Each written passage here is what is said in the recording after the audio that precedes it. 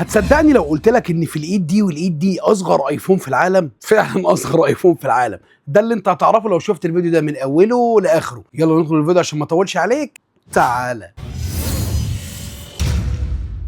اهلا بيكم في فيديو جديد من مواقف وطرائف. الفيديو ده زي ما انا قلت لك في الاول هوريك اصغر ايفون في العالم، ولو انت مش مصدقني يا صديقي فاحب اقدم لك اصغر 15 برو ماكس ممكن تشوفه في حياتك، اصغر ايفون في العالم. بس خليني اقول لك يا صديقي ان الايفون ده مش اوريجينال، دي حاجه من اختراع الصين. اللي خلاني اعمل لك فيديو عن الموبايل اللي انت بالنسبه لك شايفه تافه ده بالظبط كده قد علبه الكبريت. اول حاجه طبعا عشان الفور فن، يعني الهزار والضحك والكلام ده. تاني حاجه ان الموبايل ده معمول بطريقه جميله جدا وامكانياته جميله جدا، وبجد الموبايل ده هتحط في جيب البنطلون الصغير. استخداماته كتير، استخداماته كتير. صغير ماشي، يعني الموبايل ده المفروض ان هو بيجي 512 مساحه داخليه و4 جيجا رام، وبيجي ان هو بيركب له خط وبتقدر تزود كارت ميموري اضافي بمساحه اضافيه تاني. في واي فاي، في بلوتوث، في شاشه الوانها جامده جدا هفرجك عليها دلوقتي، شاشه اوليد، شاشه نظيفه. في كاميرات والله التصوير بتاعه حلو مش وحش في الكاميرات، وفي واي فاي، في بلوتوث، وفي هوت سبوت. وده بالنسبه لي انا بفلوس، يعني ان انت مثلا يكون معاك موبايل تحط فيه خط انترنت تشغله وهوت سبوت لاي موبايل تاني من الموبايلات معاك، فانت اكنك حرفيا شايل ولاعه في جيبك، انت مش حاسس بيها خالص. تعال افرجك على الموبايل ده وافرجك على شاشته وعلى الكاميرا بتاعته وقول لي ايه رايك.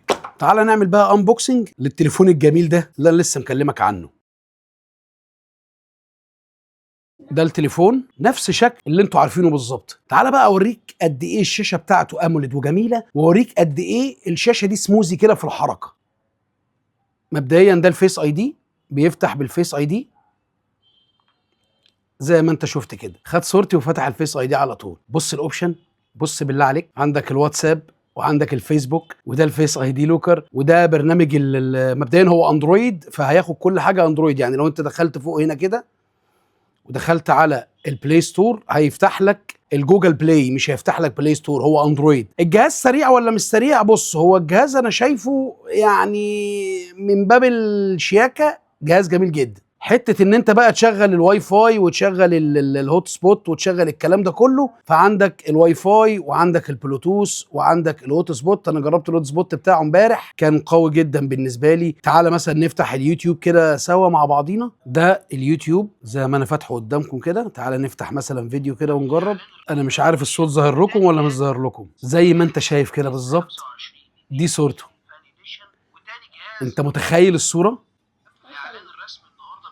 معرفش بقى الصوت طالع لك بقى ولا مش طالع لك الصوت بصراحه، بس انا عايزك تقول لي ايه رايك في اللي انت شايفه، الاختراع اللي انت شايفه ده. يوتيوب، فيسبوك، ممكن كمان تسكرول على التيك توك بتاعه، حاجات كتيره وامكانيات كتيره. بس انا بالنسبه لي اللي هيجيب الموبايل ده يجيبه يعني شياك، ما يجيبش يعني مش اللي هو الشغل اللي هو انت محتاجه يعني. شكله نفس الشكل الباك جراوند الاوريجينال بتاع الموبايلات اللي انتوا عارفينها طبعا. في راديو، امكانياته كويسه. هو الميزه بالنسبه لي غير ان هو صايع جدا في شكله، الميزه بالنسبه لي ان انا ممكن اخد منه هوت سبوت لاي تليفون تاني وحاطط حاجه في جيبي قد حجم الولاعه. ده الشكل بتاع ال15 اللي احنا عارفينه، وده الشكل التاني اللي هو عاجب يعني ممكن يمشي حريمي اكتر. ده اصغر سنه دوت اللي هو شكل ال14 برو ماكس زي ما انت شايف كده. وده اللي انا قدرت المه لك، يعني اتمنى ان انا اكون فدتك يعني. مبروك يا معلم. ايه رايك بقى يا صديقي في الاختراع ده؟ شكل ال14 برو ماكس لو حطيت ده جنب ده هتلاقيه ده اصغر شويه، فلو انت عايز حاجه اصغر يعني المره الجايه بقى هحاول اجيب لك موبايل تحطه تحت جلدك. فانا دلوقتي يا صديقي عايزك تقول لي في التعليقات ايه رايك في الاختراع اللي انا جايبه لك ده. الجهاز ده سعره كام في مصر؟ الجهاز ده سعره 2400 جنيه. هحاول اسيب لك كل التفاصيل اللي انت تقدر توصلك للموبايل ده على الفيسبوك في اول تعليق، وعلى اليوتيوب هتلاقيه في الديسكريبشن بتاع الفيديو اللي انت بتتفرج عليه دلوقتي. ده من الاختراعات اللي عجبتني واللي ظهرت قدامي، واي حاجه تظهر قدامي فيها لقطه كده واحس انها اختراع كويس هبلغك بيها. فده معناه ايه بقى يا صديقي؟